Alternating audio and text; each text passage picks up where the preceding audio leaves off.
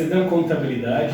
Estou aqui com o Paulo, gerente de departamento pessoal da Sedan, e hoje estaremos falando sobre o decreto 10.517, que trouxe a prorrogação da suspensão e redução da jornada de trabalho, agora em outubro. E vamos tratar sobre reflexo em relação ao pagamento do 13º e das férias.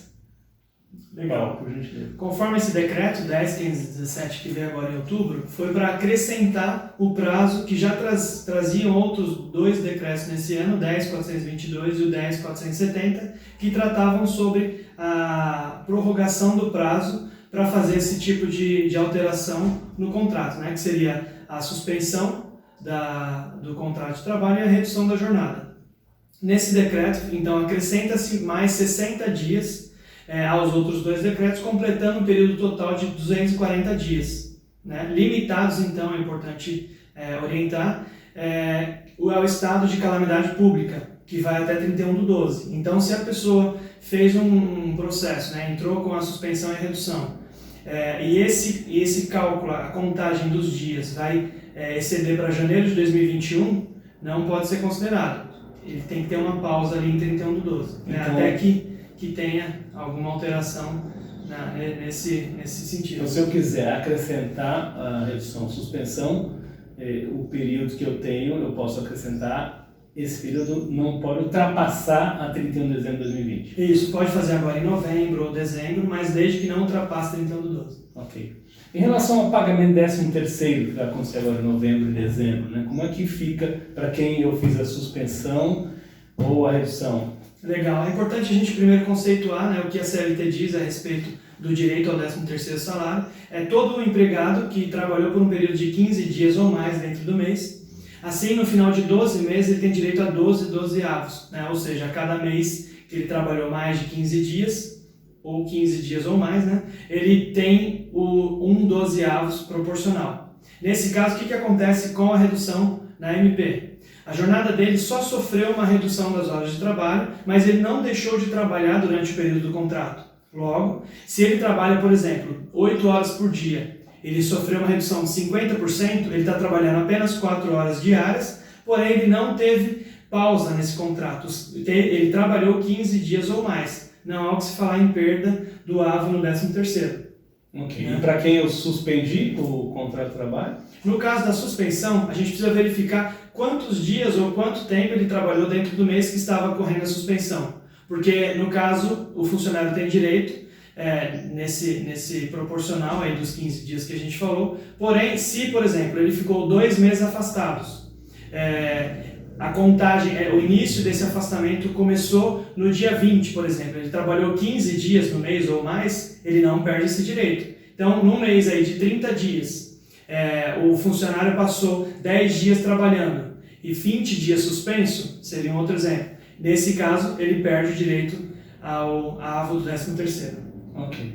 Então, o período que ele esteve suspenso, um exemplo, se ele teve 2 ou 3 meses suspenso, esses 2 ou 3 meses não tem direito ao recebimento do 13º. Exatamente. Ok.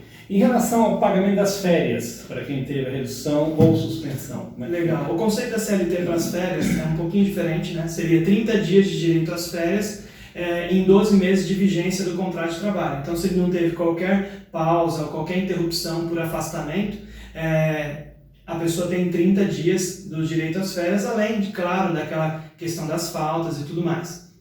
Então, no caso da MP, o que a gente traz ainda, é até importante a gente pensar um pouquinho mais e discutir nesse sentido, porque a MP não traz algo claro em questão de suspensão do contrato. Né? Então, vamos lá, conceituando a questão da redução. O empregado não perde qualquer direito, já que o contrato de trabalho correu normalmente. Né? O contrato de trabalho não parou, ele só está reduzido as horas dele, mas está trabalhando normalmente. Agora volta o caso da suspensão que a gente estava falando. Nesse caso, a legislação não trata ainda os casos de suspensão de contrato. Então, o que a gente continua orientando? Deve ser deixado de considerar os proporcionais às férias apenas nos prazos que condizem ao afastamento legal. Né? Ou seja, afastamentos que atingam 6 meses ou mais, o empregado perde o direito ao período aquisitivo. Né?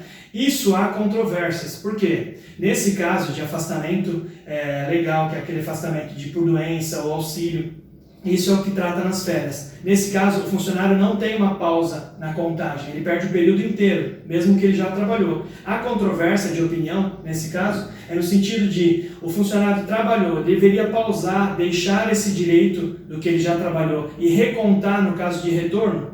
Isso a lei não trata. Então, o que a gente continua orientando é no caso apenas de 6 meses sem trabalhar, que no caso de afastamento dos 6 meses ou 7 meses, que dá os 240 dias, ele perderia sim todo o período.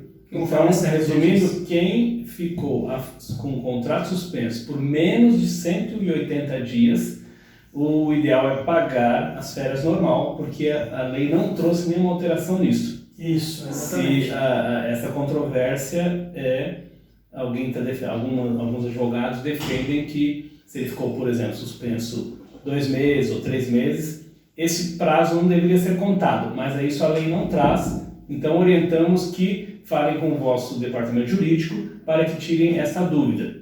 Exato, isso, exatamente. De qualquer forma, né, o jurídico que vai te orientar em caso de questionamento perante o juiz ou alguma coisa assim. Né? Então era isso, esses 2 temas que a gente queria trazer neste vídeo.